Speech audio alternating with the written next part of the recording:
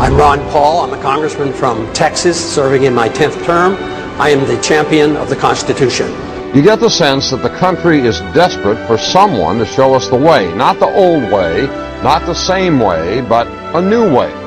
Ron Paul, who raised more than $5 million in the third quarter, trailing not far behind fellow Republicans like John McCain and Fred Thompson. Ron Paul, who has a huge internet following. He's a congressman, a physician who's delivered more than 4,000 babies. Ron Paul has been married to the same woman for 50 years, which means he doesn't come to the race with a lot of the assorted baggage that some of the other candidates for the White House do. So here's the question. Should more people be listening to what Ron Paul has to say?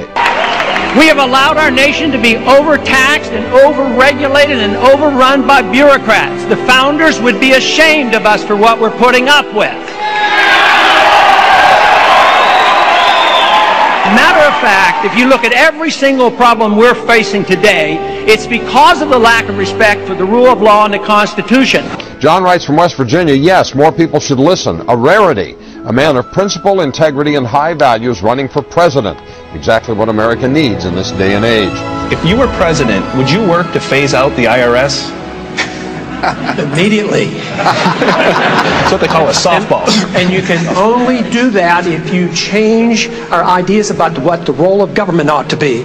If you think the government has to take care of us from cradle to grave, and if you think our government should police the world and spend hundreds of billions of dollars on a foreign policy that we cannot manage, you can't get rid of the IRS. But if you want to lower taxes, and if you want the government to quit printing the money to come up with shortfall and cause all the inflation, you have to change policy. Congressman Ron Paul, you appear to have consistent, principled integrity. Americans don't usually go for that. I believe you are the only man on the stage who opposes the war in Iraq.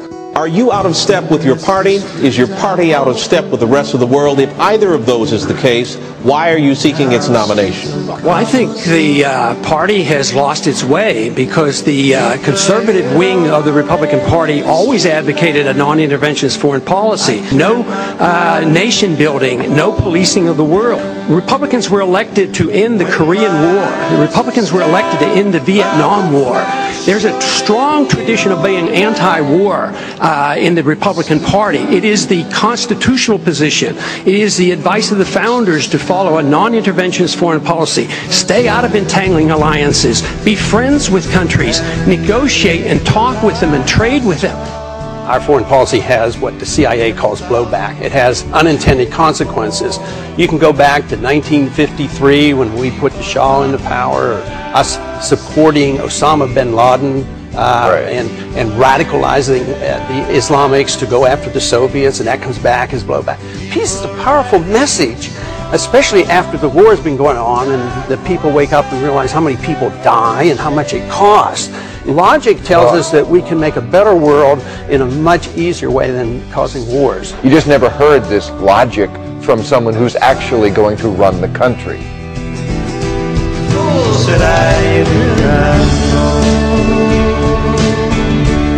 I believe that when we overdo our military aggressiveness, what it does, it actually weakens our national defense. I mean, we stood up to the Soviets. They had 40,000 nuclear weapons. Now we're fretting day in and day night about third world countries that have no army, navy, or air force, and we're getting ready to go to war.